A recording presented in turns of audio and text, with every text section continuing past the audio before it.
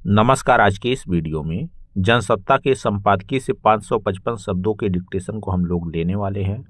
लेकिन अगर आपको ये नहीं पता है कि इन 555 शब्दों की आउटलाइंस क्या होंगी, तो आप हमारे शॉर्ट हैंड टीम ऐप को प्ले स्टोर से डाउनलोड कर सकते हैं। ऐप पर इस पूरे आर्टिकल को शॉर्ट हैंड यानी संकेत लिपि में ट्रांसलेट करके आपको दिया जाएगा। और अगर आपको इस डिक्टेशन की PDF की ज़रूरत है तो PDF के लिए भी आपको ऐप ही डाउनलोड करना है। लिंक इसी वीडियो के ठीक नीचे डिस्क्रिप्शन बॉक्स में आपको मिल जाएगा। इस डिक्टेशन को हम 3 अलग अलग स्पीड में लेंगे। पहली बार में 70 की स्पीड में, दूसरी बार में 80 की स्पीड में, तो तीसरी और आखिरी बार में इसी डिक्टेशन को हम लोग 90 की स्पीड में लेने वाले हैं। तो 70 की स्पीड में आपका डिक्टेशन स्टार्ट होगा 5 सेकेंड के बाद। तब तक के लिए आप रेडी रहें।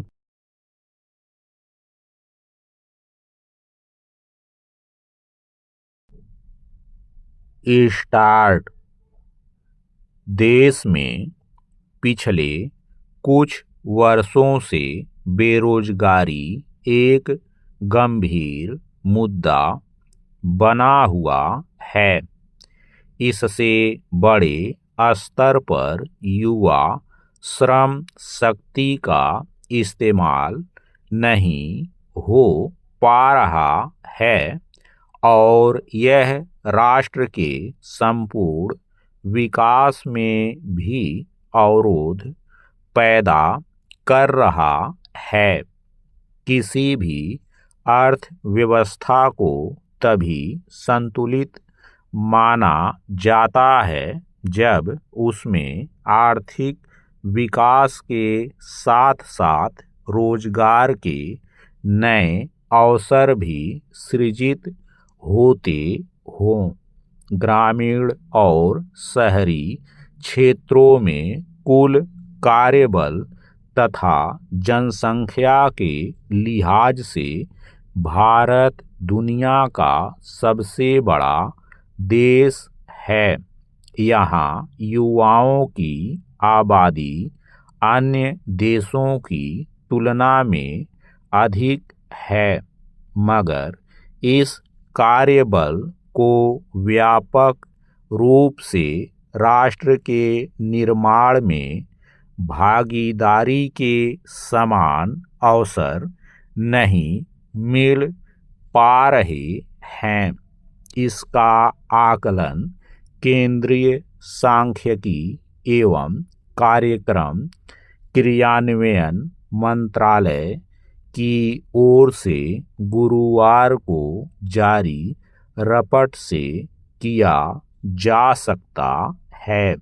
इसमें कहा गया है कि देश में 15 वर्ष और उससे अधिक उम्र के लोगों के बीच बेरोजगारी दर पिछले वर्ष दिसंबर में बढ़कर 4.8% पर पहुंच गई, जबकि नवंबर में यह आंकड़ा 4.7% था। शहरी क्षेत्र में बेरोजगारी का असर ज़्यादा रहा, जहां इसकी दर नवंबर में 6.5% से बढ़कर 6.7% हो गई। इससे स्पष्ट है कि सरकारी और निजी संगठित एवं असंगठित क्षेत्रों में रोजगार के अवसर घट रहे हैं। पैरा। गौरतलब है कि केंद्र सरकार की ओर से आत्मनिर्भर भारत और स्किल इंडिया जैसी योजनाओं की शुरुआत की गई है, लेकिन इनका असर विभिन्न क्षेत्रों में अलग अलग रहा है। कई युवा और श्रमिक वर्ग अपने कौशल को विकसित करने के लिए प्रशिक्षण प्राप्त कर रहे हैं। इसके बावजूद उन्हें रोजगार के पर्याप्त अवसर नहीं मिल पा रहे हैं। कृत्रिम मेधा और डिजिटलीकरण के कारण भी रोजगार में कमी आई है। हालांकि डिजिटल क्षेत्र में रोजगार के नए अवसर सृजित हुए हैं, लेकिन इनमें भी विशेष कौशल की आवश्यकता होती है जो हर किसी के पास नहीं है। इसमें दो राय नहीं कि रोजगार की मांग के अनुपात में सरकारी नौकरियों की संख्या में वृद्धि नहीं हो पा रही है। इसके अलावा सरकारी भर्ती प्रक्रियाओं में देरी और परीक्षा प्रणाली के मुद्दे भी रोजगार हासिल करने के समान अवसरों को प्रभावित करते हैं। हालांकि आंकड़ों के हिसाब से देखें तो शहरों के मुकाबले ग्रामीण क्षेत्रों में राहत की बात यह है कि वहां पिछले वर्ष नवंबर से दिसंबर के बीच बेरोजगारी दर 3.9% पर स्थिर है। पैरा दरअसल किसी भी देश में संपूर्ण आर्थिक विकास तभी संभव हो पाता है जब सकल घरेलू उत्पाद में वृद्धि हो, प्रति व्यक्ति आय में बढ़ोतरी तथा गरीबी, भूखमरी और सामाजिक असमानता में कमी आए तथा रोजगार की उपलब्धता और प्रति व्यक्ति खुशहाली हो। विकास का मॉडल ऐसा होना चाहिए जिसमें रोजगार के अवसर, गरीबों का उत्थान और किसानों की समृद्धि सुनिश्चित हो सके तथा महंगाई की दर कम रहे। सवाल है कि केंद्र सरकार ने वर्ष 2047 तक विकसित भारत का जो लक्ष्य रखा है, क्या मौजूदा परिस्थितियों की लिहाज से उसे तय समय में हासिल किया जा सकेगा? यह सच है कि बेरोजगारी दर में उतार चढ़ाव से देश के विकास पर दूरगामी प्रभाव पड़ता है।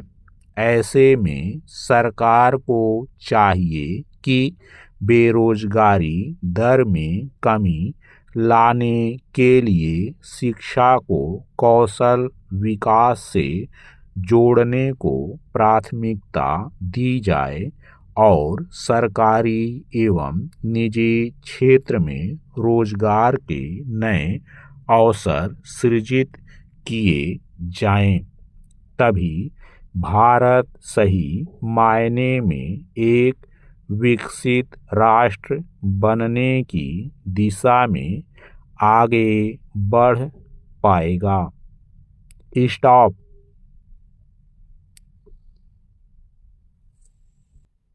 दोस्तों, इसी डिक्टेशन को दूसरी बार में हम लोग 80 की स्पीड में लेंगे और आपका समय स्टार्ट होगा 5 सेकंड के बाद। तब तक के लिए आप रेडी रहें।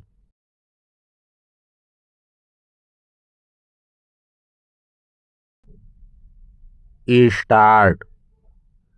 देश में पिछले कुछ वर्षों से बेरोजगारी एक गंभीर मुद्दा बना हुआ है।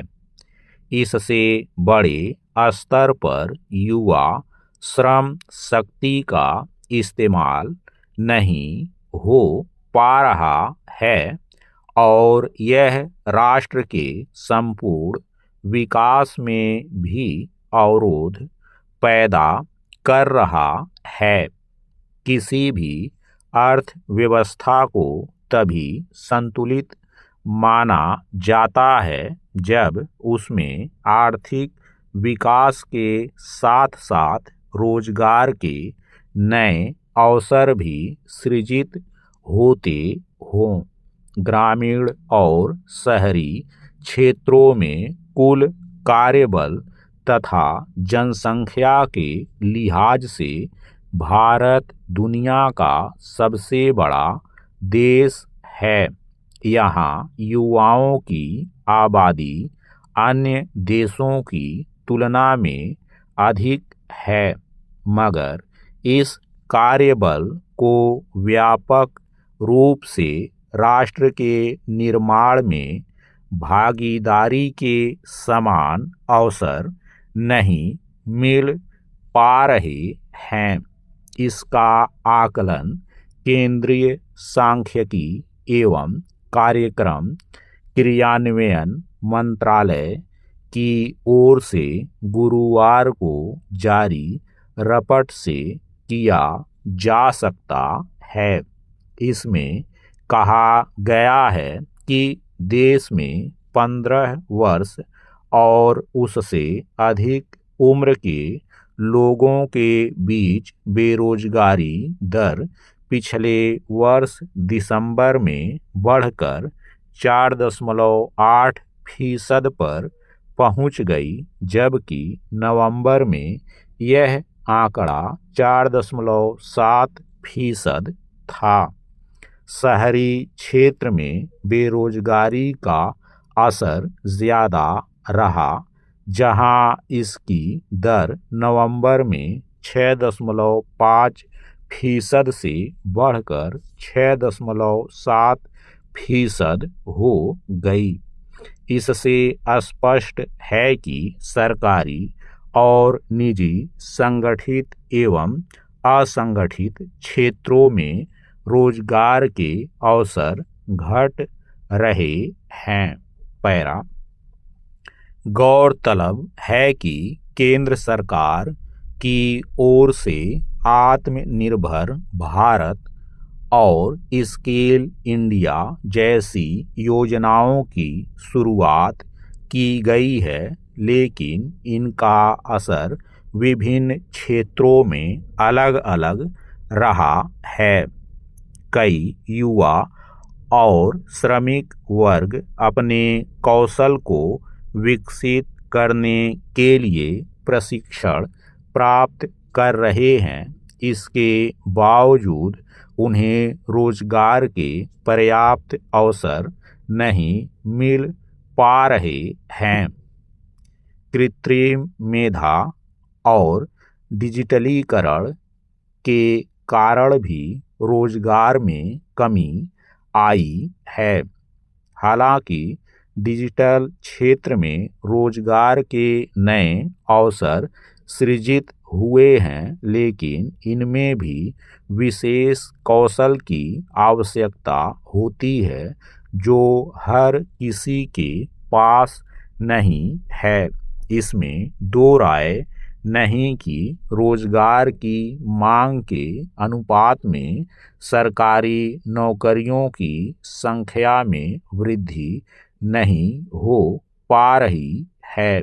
इसके अलावा सरकारी भर्ती प्रक्रियाओं में देरी और परीक्षा प्रणाली के मुद्दे भी रोजगार हासिल करने के समान अवसरों को प्रभावित करते हैं। हालांकि आंकड़ों के हिसाब से देखें तो शहरों के मुकाबले ग्रामीण क्षेत्रों में राहत की बात यह है कि वहां पिछले वर्ष नवंबर से दिसंबर के बीच बेरोजगारी दर 3.9% पर स्थिर है। पैरा दरअसल किसी भी देश में संपूर्ण आर्थिक विकास तभी संभव हो पाता है जब सकल घरेलू उत्पाद में वृद्धि हो, प्रति व्यक्ति आय में बढ़ोतरी तथा गरीबी, भूखमरी और सामाजिक असमानता में कमी आए तथा रोजगार की उपलब्धता और प्रति व्यक्ति खुशहाली हो। विकास का मॉडल ऐसा होना चाहिए जिसमें रोजगार के अवसर, गरीबों का उत्थान और किसानों की समृद्धि सुनिश्चित हो सके तथा महंगाई की दर कम रहे। सवाल है कि केंद्र सरकार ने वर्ष 2047 तक विकसित भारत का जो लक्ष्य रखा है, क्या मौजूदा परिस्थितियों की लिहाज से उसे तय समय में हासिल किया जा सकेगा? यह सच है कि बेरोजगारी दर में उतार चढ़ाव से देश के विकास पर दूरगामी प्रभाव पड़ता है। ऐसे में सरकार को चाहिए कि बेरोजगारी दर में कमी लाने के लिए शिक्षा को कौशल विकास से जोड़ने को प्राथमिकता दी जाए और सरकारी एवं निजी क्षेत्र में रोजगार के नए अवसर सृजित किए जाएं। तभी भारत सही मायने में एक विकसित राष्ट्र बनने की दिशा में आगे बढ़ पाएगा। स्टॉप। दोस्तों, इसी डिक्टेशन को तीसरी और आखिरी बार में हम लोग 90 की स्पीड में लेंगे और आपका समय स्टार्ट होगा 5 सेकंड के बाद। तब तक के लिए आप रेडी रहें।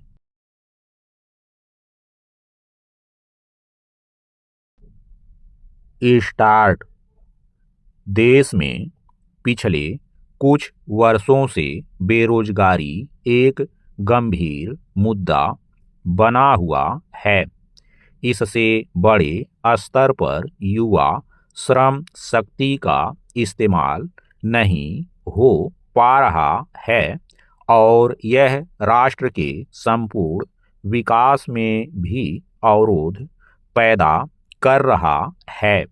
किसी भी अर्थव्यवस्था को तभी संतुलित माना जाता है जब उसमें आर्थिक विकास के साथ साथ रोजगार के नए अवसर भी सृजित होते हों। ग्रामीण और शहरी क्षेत्रों में कुल कार्यबल तथा जनसंख्या के लिहाज से भारत दुनिया का सबसे बड़ा देश है। यहाँ युवाओं की आबादी अन्य देशों की तुलना में अधिक है, मगर इस कार्यबल को व्यापक रूप से राष्ट्र के निर्माण में भागीदारी के समान अवसर नहीं मिल पा रहे हैं। इसका आकलन केंद्रीय सांख्यिकी एवं कार्यक्रम क्रियान्वयन मंत्रालय की ओर से गुरुवार को जारी रिपोर्ट से किया जा सकता है। इसमें कहा गया है कि देश में 15 वर्ष और उससे अधिक उम्र के लोगों के बीच बेरोजगारी दर पिछले वर्ष दिसंबर में बढ़कर 4.8% पर पहुंच गई, जबकि नवंबर में यह आंकड़ा 4.7% था। शहरी क्षेत्र में बेरोजगारी का असर ज़्यादा रहा, जहां इसकी दर नवंबर में 6.5% से बढ़कर 6.7% हो गई। इससे स्पष्ट है कि सरकारी और निजी संगठित एवं असंगठित क्षेत्रों में रोजगार के अवसर घट रहे हैं। पैरा। गौरतलब है कि केंद्र सरकार की ओर से आत्मनिर्भर भारत और स्किल इंडिया जैसी योजनाओं की शुरुआत की गई है, लेकिन इनका असर विभिन्न क्षेत्रों में अलग अलग रहा है। कई युवा और श्रमिक वर्ग अपने कौशल को विकसित करने के लिए प्रशिक्षण प्राप्त कर रहे हैं। इसके बावजूद उन्हें रोजगार के पर्याप्त अवसर नहीं मिल पा रहे हैं। कृत्रिम मेधा और डिजिटलीकरण के कारण भी रोजगार में कमी आई है। हालांकि डिजिटल क्षेत्र में रोजगार के नए अवसर सृजित हुए हैं, लेकिन इनमें भी विशेष कौशल की आवश्यकता होती है जो हर किसी के पास नहीं है। इसमें दो राय नहीं कि रोजगार की मांग के अनुपात में सरकारी नौकरियों की संख्या में वृद्धि नहीं हो पा रही है। इसके अलावा सरकारी भर्ती प्रक्रियाओं में देरी और परीक्षा प्रणाली के मुद्दे भी रोजगार हासिल करने के समान अवसरों को प्रभावित करते हैं। हालांकि आंकड़ों के हिसाब से देखें तो शहरों के मुकाबले ग्रामीण क्षेत्रों में राहत की बात यह है कि वहां पिछले वर्ष नवंबर से दिसंबर के बीच बेरोजगारी दर 3.9% पर स्थिर है। पैरा दरअसल किसी भी देश में संपूर्ण आर्थिक विकास तभी संभव हो पाता है जब सकल घरेलू उत्पाद में वृद्धि हो, प्रति व्यक्ति आय में बढ़ोतरी तथा गरीबी, भूखमरी और सामाजिक असमानता में कमी आए तथा रोजगार की उपलब्धता और प्रति व्यक्ति खुशहाली हो। विकास का मॉडल ऐसा होना चाहिए जिसमें रोजगार के अवसर, गरीबों का उत्थान और किसानों की समृद्धि सुनिश्चित हो सके तथा महंगाई की दर कम रहे। सवाल है कि केंद्र सरकार ने वर्ष 2047 तक विकसित भारत का जो लक्ष्य रखा है, क्या मौजूदा परिस्थितियों की लिहाज से उसे तय समय में हासिल किया जा सकेगा? यह सच है कि बेरोजगारी दर में उतार चढ़ाव से देश के विकास पर दूरगामी प्रभाव पड़ता है। ऐसे में सरकार को चाहिए कि बेरोजगारी दर में कमी लाने के लिए शिक्षा को कौशल विकास से जोड़ने को प्राथमिकता दी जाए और सरकारी एवं निजी क्षेत्र में रोजगार के नए अवसर सृजित किए जाएं। तभी भारत सही मायने में एक विकसित राष्ट्र बनने की दिशा में आगे बढ़ पाएगा। स्टॉप।